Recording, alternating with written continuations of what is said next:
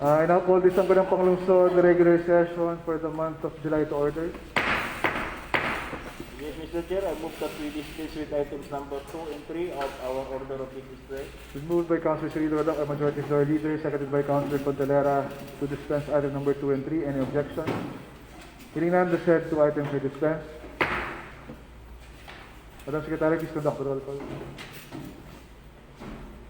The Presiding Officer, Vice Mayor si Anton Perez. Present. The Presiding Officer pro tempore, Councilor Apollonia G. Bacay.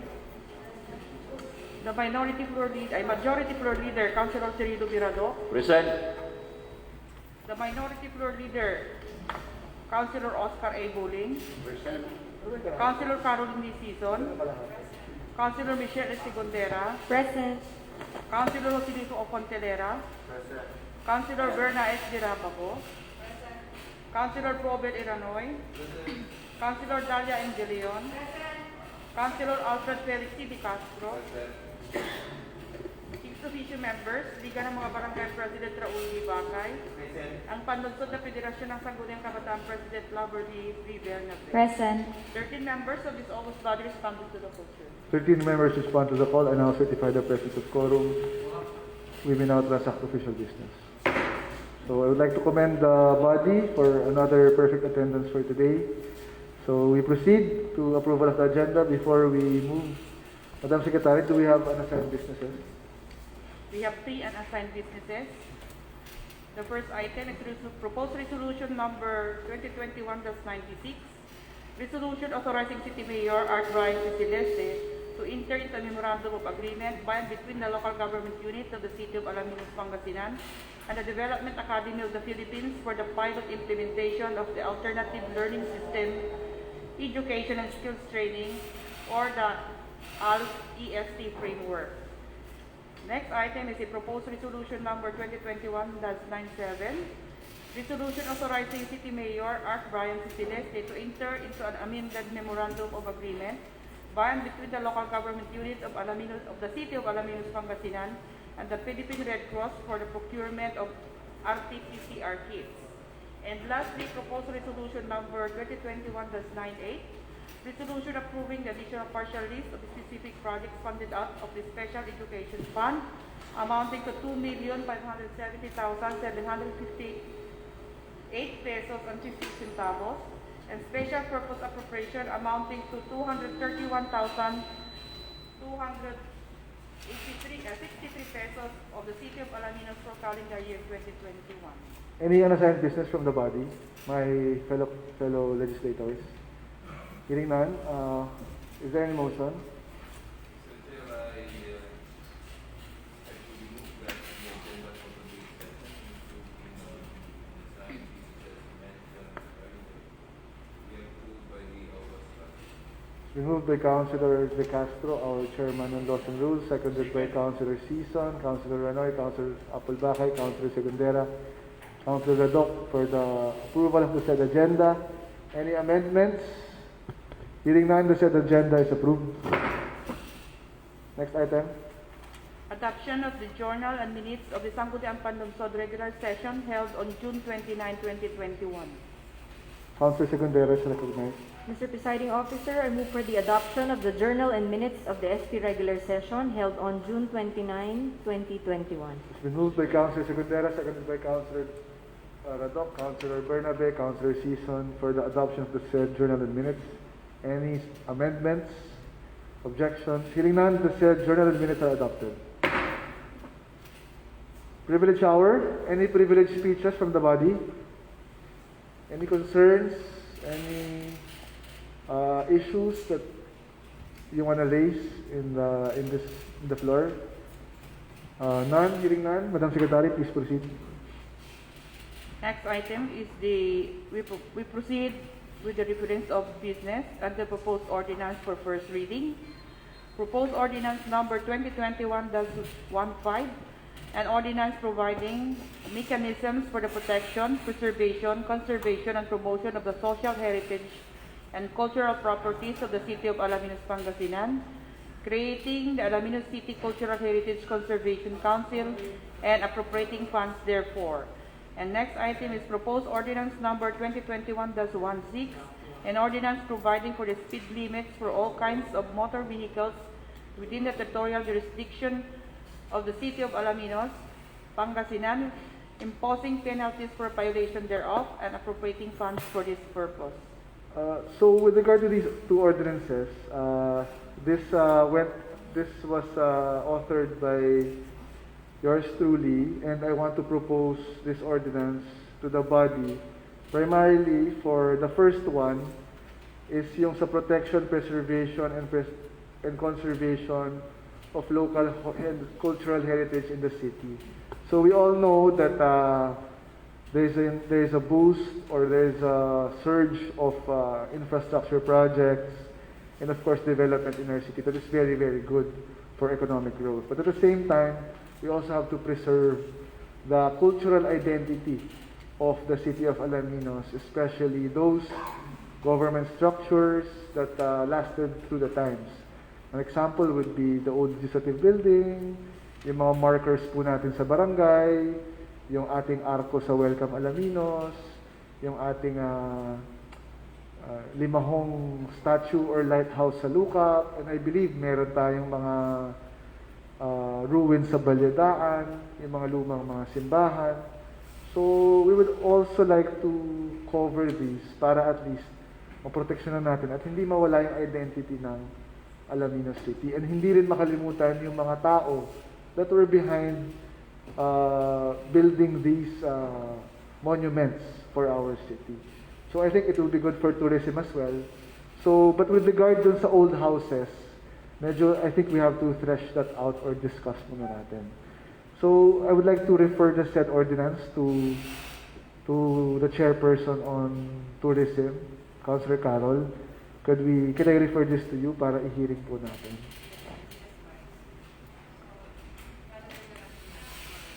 Committee hearing po? Opo. Kailan po kaya kayo pwede? Okay. That's gonna be July 14. What time po? 10 o'clock in the morning. So a committee hearing is set regarding said ordinance on July 14, 10 o'clock in the morning. So ordered. And for the next ordinance, this is with regard to the speed limits, possible creation of speed limits of motor vehicles within the city of Alaminos. So specifically yung ating national highways, I don't know if we can put speed limits within the central business district para ma-avoid yung accidents. Kasi mga ilan na po yung puntahan kong lamay na parang mabilis, nasagasaan, na side sweep.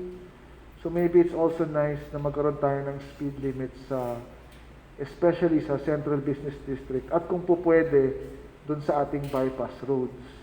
This is also in connection kasi meron akong wino-workout na ordinance na yung pag meron tayo construction or inaayos dun sa kalye, na magkaroon tayo ng mga road signs 100 meters before, 50, 30, 10. Hindi yung parang biglaan na lang, mabilis ka, bigla mamaya sira na yung kalye. So, this is also related to road safety.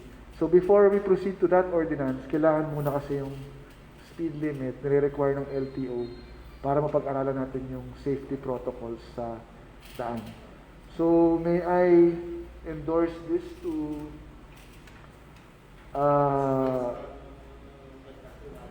kanino ba? Kay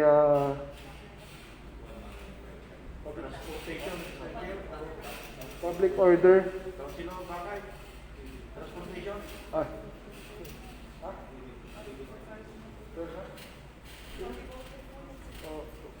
Maybe kay Kagawan Berna na lang, joint with transportation and public order, the said ordinance. Kagawan Berna, okay lang, Kapbakay, pwede ba? Oo, joint na lang ulit pagka ano. Opo. Isabay na natin dun kay Carol, kay Councilor Carol.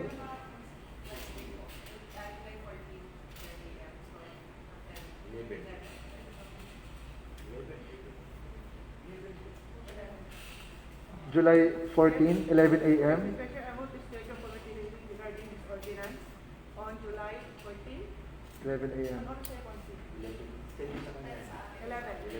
So, Councilor Rabago, the chairperson on public safety. Public safety, scheduled sa committee hearing on July 14, 11 o'clock in the morning. Next item, Madam Secretary. I proceed to the proposed resolutions.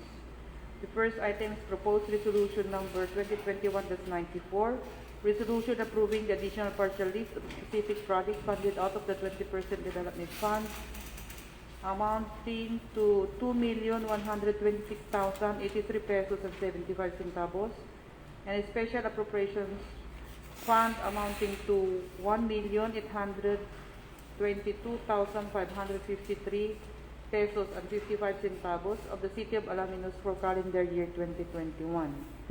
And next item is proposed resolution number 2021-95, resolution authorizing the grant of 50% discount on the environmental fee and 20% discount of the use of facilities operated by LGU Alaminos to fully vaccinated tourists visiting the 100 Islands National Park. Do we have so what is our pleasure regarding proposed resolution number 1? Do we have a guest? Wala na. We have. Meron ba tayo? Yes po, si Engineer Tamba po sir, dito po. Kailangan pa ba? Hindi na, puro barangay naman. I think, Mr. Chair, we can dispense with discussing item number 1 of the proposed resolution. As we know, this is for the request of barangays.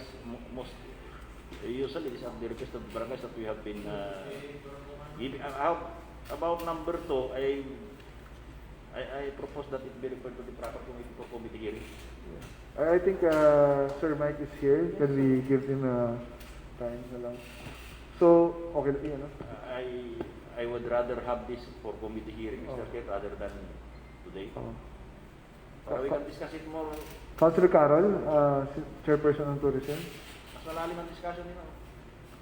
Kasi discount eh.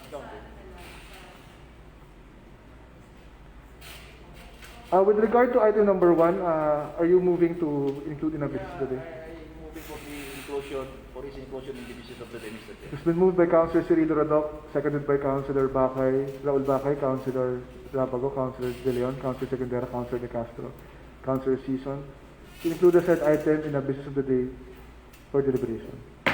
Since it is mostly barangay projects and it bears the signature of our city mayor and of course our very hardworking and handsome city engineer. Sir, welcome ba? Namimiss na namin yung boses mo pero okay na to. Unless meron kayong gustong banggitin, wala naman. Meron ba kayong gustong banggitin o since nandito na rin kayo? Narinig ba? Meron ba? Meron ba kayong gustong sabihin? Wala naman.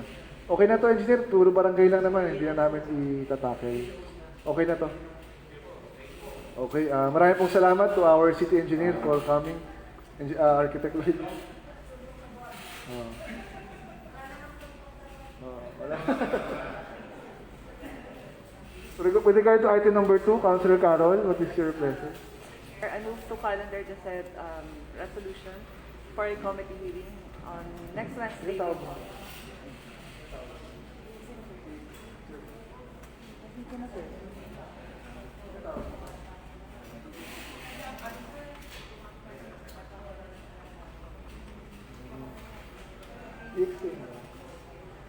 Yes, Councilor Carol. Yes, Mr. Chair. Calendar. Calendar na lang po for committee hearing next Wednesday, July 14, 9 a.m. Councilor Carol, the chairperson on tourism, schedules the said resolution for committee hearing on July 14, 10 o'clock in the morning. So ordered. Next. Sir Mike, i-hearing na lang po natin. Kasi discount to eh. Maraming pang dito. Yung economic. Pasensya na, Sir Mike, pasensya na.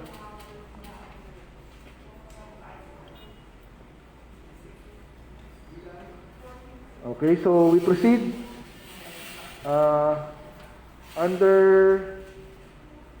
Wait lang. Yung unassigned business, Mr. Chair, meron Sige. tatlo. Basahin ko lang.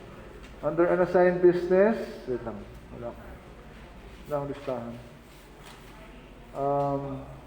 Resolution authorizing City Mayor Art Brian Celeste to enter into MOA by and between the LGU of Alaminos City and the Development Academy of the Learning System Educational and Skills Training for ALS EST Framework Education. What's the pleasure? Shall we also calendar for committee hearing regarding the said?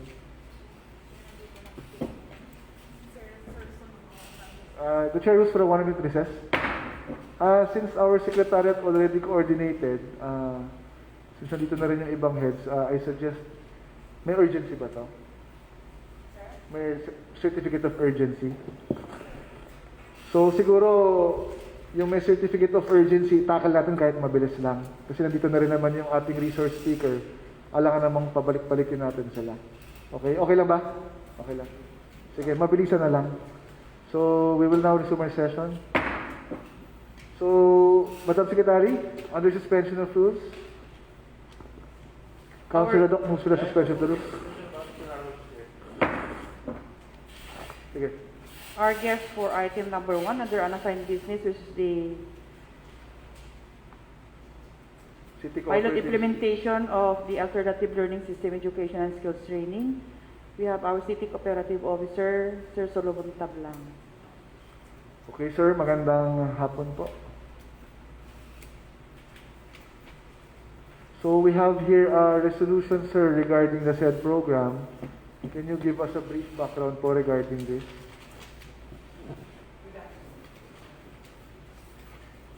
Good afternoon, sir. Good afternoon to the members of the August Body, headed by our proactive City Vice Mayor, Antonio Miguel Y. Perez.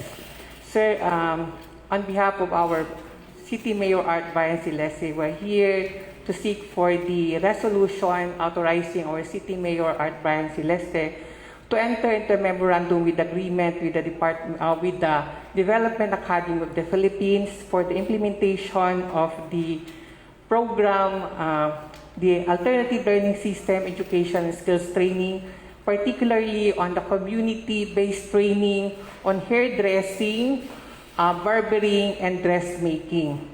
So we received a communication letter last February inviting our city government of Alaminos to draft a proposal regarding the possible funding under the Development Academy of the Philippines. So, suntok sa buwan, we prepared the proposal. Akala ko hindi na po siya matatanggap because ang dami din po yatang nag-submit. But unfortunately, we received a letter na informing us that our proposal, they grant parang yung was approved. So, ito nga po yun. So, we have around 3,766,570. So, ang target beneficiaries po natin ay ang ating pong mga out-of-school youth o yung ating pong mga, yon. And the number of the beneficiaries is 234 beneficiaries po. So, the part of the LGU is to implement. Actually, in our proposal, we included the training kit, the training fee of the instructor or the trainer, the allowances of the trainers, including the transportation and meal allowance also of the trainees and the members of the technical working group. So, kumbaga, magti-training po yung ating pong mga kabataan, ibibigay po natin yung kanila pong yung training kit po nila. So, ang concept po nito ay magkakaroon po tayo ng training para sa kanila, tuturuan po sila. So, hindi po sa school po sila mag-aaral, kundi we identified 3 venues para po sa Cluster 1, dun po sa Alos, Cluster 2 dito sa May Pugo, at Cluster 3 dito sa Barangay Buwad.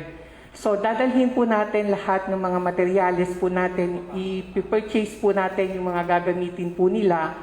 Tapos, after po nilang maturuan, ay with the support of the barangay officials po, ay magkakaroon po sila ng pwesto sa kanilang barangay. So, magkakaroon po tayo ng barbershop, magkakaroon sa kanilang barangay, magkakaroon po tayo ng beauty parlor sa kanilang barangay. at dressmaking shop sa kanilang barangay kung saan pwede po silang sa dressmaking pwede silang gumawa ng mga pundat, short, kortina, kung ano man po yung mapag-aaralan po nila na pwede po nilang gawin po yon. So yun po yung yung concept po ng ating pong program na ang beneficiary po natin ay 234 po na kabataan. Okay, any questions from the body? Kabataan, any questions? Councilor Bernabe? Wala po. So wala naman po counterpart sa atin, no? Wala naman po, sir. So hopefully we get this program para po mas matrain po ang ating mga constituents po sa barangay. So no questions. Thank you very much, Sir Solomon Tablang. Thank you so much din po. Okay, we then proceed. Madam Secretary, please acknowledge your guest. For item number 2 under unassigned business, we have our city legal officer, Attorney Walter Macaiba, together with Dr. Rodana Sarudis. So we would like to welcome our city legal officer, Attorney Walter, regarding the said ordinance amending a resolution for the amendment of the agreement with the Philippine Red Cross. Sir? To our beloved August body members and to our City Vice Mayor, good afternoon po. Previously po, this August body has given the City Mayor the authority to enter into a laboratory testing agreement with the Red Cross. However, we received a COA AOM, Annual Audit Manual from COA, with respect to some provision of this laboratory testing agreement. According to them, it is disadvantageous to the city government, most especially the first provision, particularly the clause C1, and I quote,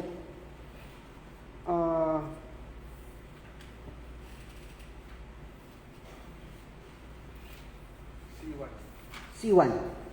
Upon signing of this agreement, immediately pay PRC the mobilization fund an amount of 5 million pesos as payment for any and all amounts due to PRC from LGU under this agreement. So the COA flagged down this because it violates Section 338 of the local government code with respect to prohibition on cash advance payment. Ang nangyari po kasi dito, ang LGU magbabayad muna ng 5 million pesos, then saka magdi-deliver po ang PRC. So na-flag down po tayo doon. So ang ginawa ko po is inamend ko po yung propose nung unang laboratory testing agreement. Ang ginawa ko po is upon delivery of collection kits from the PRC, saka lang po tayo magbabayad. So tinanggal po natin dito yung mga noted objections coming from COA. So inalign po natin yung laboratory testing agreement. Wala na po tayong mobilization fund, magbabayad lamang po ang LGU upon delivery of collection kits. Yun lamang po. Yun lang yung... Yun lang po yung notable. Any questions for the body? I'm amenable to the proposed amendment, Mr. Chair. Actually, I was questioning that one during the passage of the resolution. Yes, I remember. Any other questions? Attorney, just a technical question. When we receive the collection kits, we pay. Yes Pero po. part nung payment is yung actual processing nila nung sample. Lahat po yun, Vice. Pero okay lang naman na sa COA. Okay na yun. Kumbaga, it was delivered in half. Nandito sa atin yung kits, pero yung service na to check kung positive ba o negative, hindi pa tapos. Hindi pa po siya tapos, but then, nandoon po sa taon nito, sa obligation po nila na tatapusin po nila lahat. Okay. That's no further questions. Any other?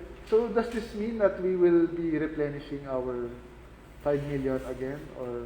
No po. So, wala po tayong steady na amount na ilalagay po dito. So, nakadepende na lamang po tayo dito sa pangangailangan ng LGU. So, pag pinirmahan po natin dito, i-communicate na lang po natin sa PRC kung ano yung kailangan natin. So sila magdi-deliver ng, like for example, worth 1 million na collection kit, saka lang tayo magbabayad.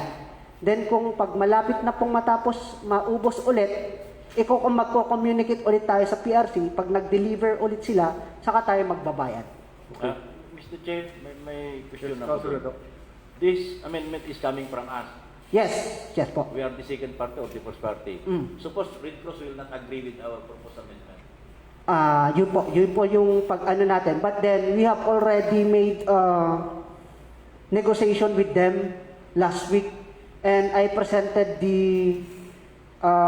this amended laboratory testing agreement. In fact, we are doing this laboratory testing, yung provision.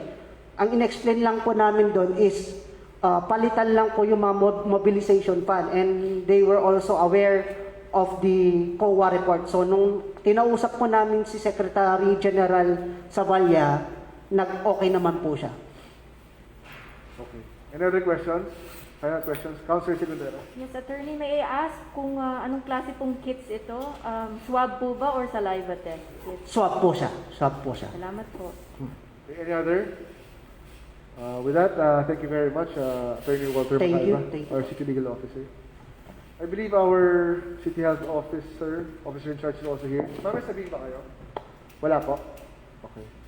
Thank you very much. Thank you, Attorney. We proceed, Madam Secretary. For item number 3, which is also a partial list of projects funded out of the Special Purpose Appropriation and the Special Education Fund. We have our city engineer Ruel Camba. Okay, we have another partial list. Will we still call upon Councilor? I don't think, Mr. Chair, we need to discuss this item. Pinauwi na natin si Royal Camp. Ayan, our secretariat was informed me that there is a minor correction, so may we invite our city engineer up front regarding the said na may mga mali, may mga correction. Ay.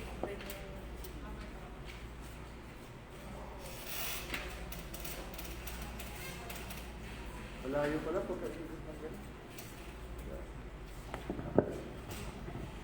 So, good afternoon po sa ating lahat. Ano lang po ma'am, ito po yung special education funds. Nagtataka po kayo, siguro kayo kasi iba yung isa dyan is libo na materials for the construction of multipurpose shed. That is around 1.29 million. Yung isa po is 1.27 million. Parehas pong sukat yan. Kaya lang yung pandan, wala po siyang discourse. Ang tinatawag natin na discourse, yung bato. Samantala yung bisokol, may existing ng pigmin na at papatungan na lang natin ng simento at saka bakal. Yun lang po. Ang sukat yan is 10 by 14. Ito po yung ibinibigay natin sa mga eskwelahan. Multipurpose sheet po. 11 by 14. Around 140 square meter.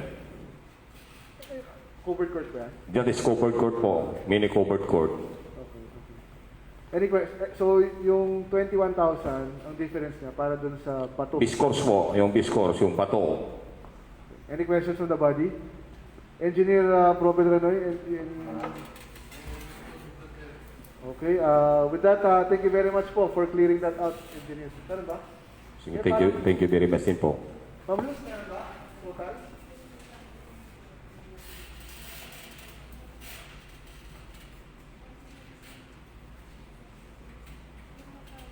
Meron ba? Wait lang. Yung, Meron ba?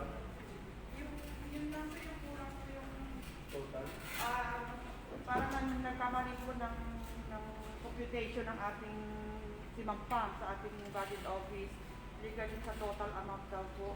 Yun po yung pinakukurit niya. I just don't know kung nasabi sa interview yung Ano ba dito? amount. 231,000 I mean 207.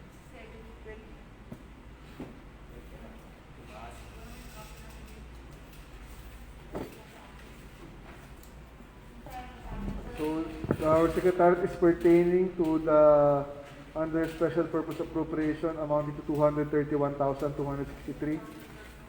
I believe merong correction ba?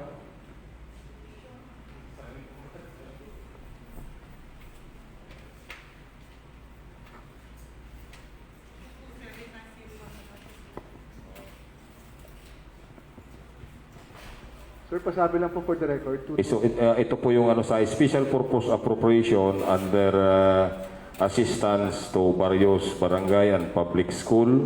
May correction po dito. Yung 231,263 be corrected to 227,901. So, ang total amount niya po is 2,790,659.58. Okay. Thank you po. Please take note, Madam Secretary. Please take note, Madam Secretary. Okay na, Ma'am Sec? Okay, thank you very much, Engineer Kamba, our city engineer. So we will now lift the suspension of the rules. What is the pleasure of the body regarding item number 1, the ALS program, Councilor Bakay, Chairperson on Education.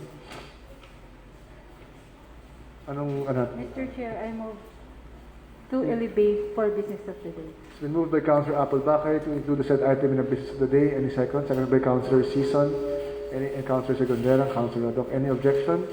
Hearing none, the said item is included in the business of the day. Next item, for the Red Cross, Councilor Segundera. Ay, sorry, lost in rules ba? Councilor Segundera? Councilor? Ha? Sa health po. Sino bang usually nag-ano ng Red Cross? Ikaw ba? Oh, sige. Mr. Chair, I move for to elevate for the business of the day. Okay, it has been moved by Councilor Bakay, Apple Bakay, seconded by Councilor Segundera, Councilor Rapago, Councilor Season, to include the said item to in the business of the day for deliberation.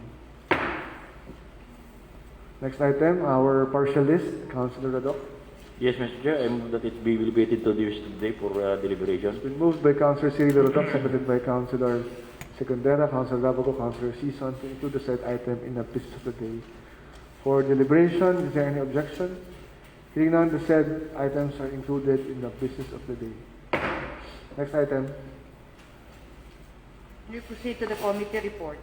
The first item is the joint committee report from the hearing held on June 25 regarding the letter from Erwin C. Rabago requesting for a resolution for the establishment of a crematorium at Barangay Tangkarang, this city. Councilor Carol, Councilor Apple Bakay, is recognized. Oo, siguro nabasa naman na nila lahat. Babasahin ko pa ulit? Yun Hindi na. na. Recommendation. Ayun na, sa recommendation po. So, last session po natin, dinifer ko muna ito dahil po sa recommendation ng Department of Health na inaantay po natin. Okay. So again, as mentioned in the previous session, Councilor Apple Bakay moves to defer the said measure pending the feedback from the Department of Health. Okay, so ordered. Please take note, Madam Secretary. Next item. Next item is joint committee report from the public hearing held on July 1st regarding proposed ordinance providing for the protocols in handling children, including those in discrete situations, in need special protection, children at risk, and children in conflict with the law during the implementation of community quarantine in the city of Alaminos, Pangasinan. Councilor Carol.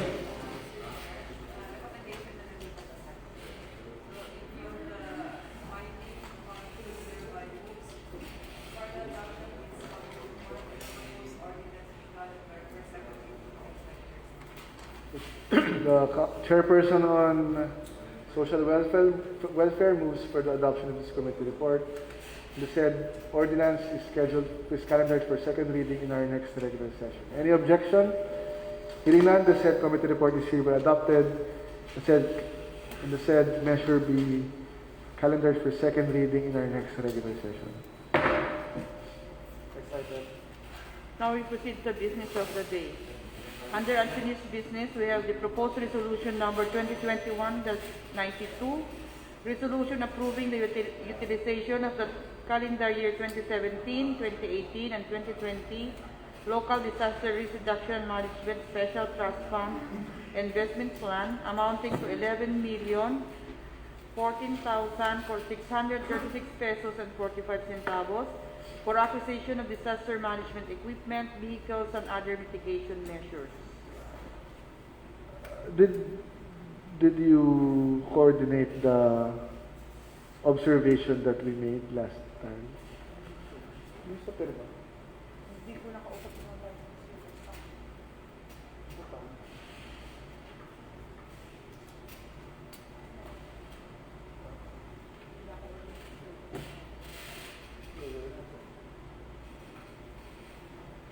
The chair rules for a 1-minute recess. So, last week kasi, hindi natin pinasa to dahil kulang sa pirma, tsaka walang pirma si Mayor.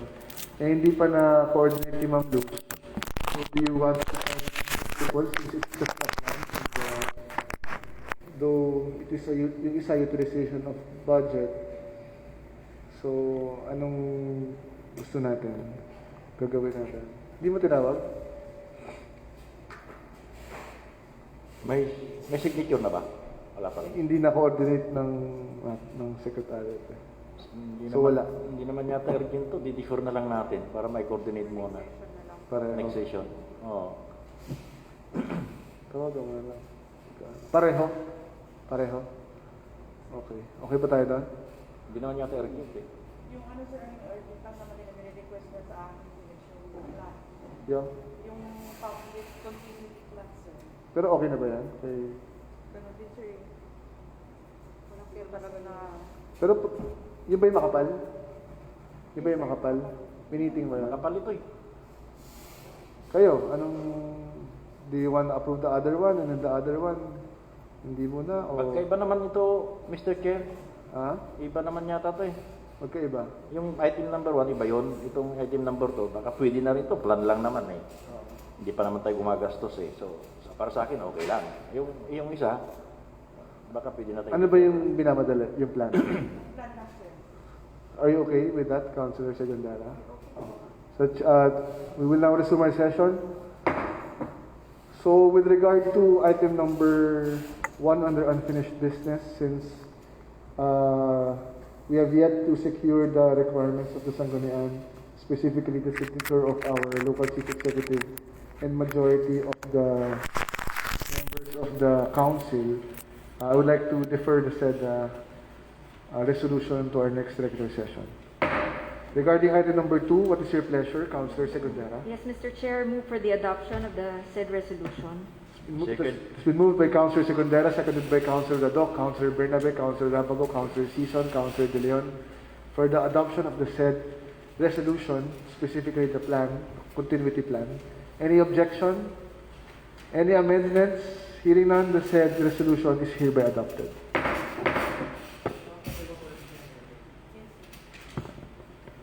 So, please make sure na complete yung mga pirma para malinis tayo sa papel. Next item, Madam Secretary. Now proceed to the business, the new business. The first item is the second reading of the ordinance localizing the provisions of Republic Act 11313, otherwise known as the Safe Spaces Act, in the city of Alaminos, Pangasinan. Councilor Sison.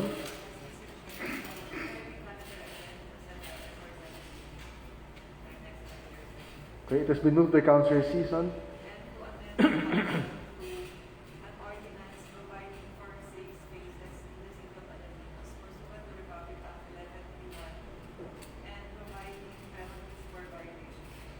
Okay, please take note to our secretariat. So, the chairperson on social welfare amends the title and calendars to said ordinance for another second reading in our next regular session. Next item. Second reading of codification ordinance. Diba? Okay, we defer it for another 2 weeks. So ordered. Next item.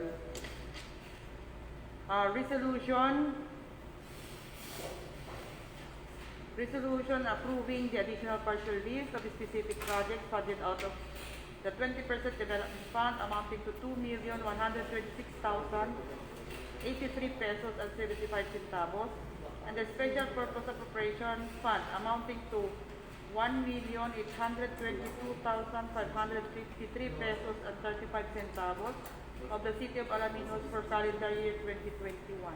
Yes, Mr. Chair, if there are no more objections to the proposed measure, I move for its adoption. It's been moved by Councilor Cirilo Radoc, seconded by Councilor Fontelera, Councilor Segundera, Councilor De Leon, Councilor De Castro for the adoption of the said resolution. Any objection? Hearing none, the said resolution is hereby adopted. Next item. Resolution authorizing City Mayor Art Brian C. Celeste to enter into memorandum of agreement by and between the local government unit of the City of Alaminos, Pangasinan and the Development Academy of the Philippines for the pilot implementation of the Alternative Learning System Education and Skills Training, or the ALS-EST framework. Councilor Applebakay. Mr. Chair, I move for the approval of the said measure. It has been moved by Councilor Applebakay, seconded by Councilor Radoc, Councilor Sison, Councilor De Leon, Councilor De Castro, Councilor Bernabe for the adoption of the said resolution. Any objection? Hearing none, the said resolution is hereby adopted. Next item.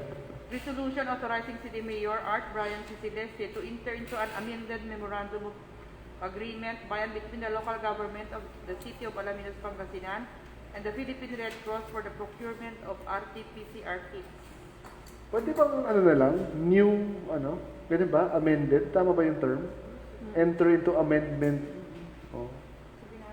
Okay. Any motion? Mr. Chair, I move for the adoption of the said measure. It's been moved by Councilor Applebakay, seconded by Councilor Segundera, Councilor Radoc, Councilor Rabago, Councilor Sison for the adoption of the said resolution. Any objection? Hearing none, the said resolution is hereby adopted. Next item. Resolution approving the additional partial list of specific projects funded out of Special Education Fund amounting to 2,570,750 pesos and 50 centavos, and special purpose appropriation amounting to 231,263 pesos of the City of Alaminos for calendar year 2021. Any motion? Yes, Mr. Chair, I move for the adoption of the proposed measure. It's been moved by Councilor Radoc, seconded by Councilor Rabago, Councilor Oscar Boling, Councilor Sison, Councilor Lanoy, Councilor Applebakay, Councilor De Castro, Councilor Raul Bakay, Councilor Segundera, Councilor Bernabe for the adoption of the said resolution. Any amendments?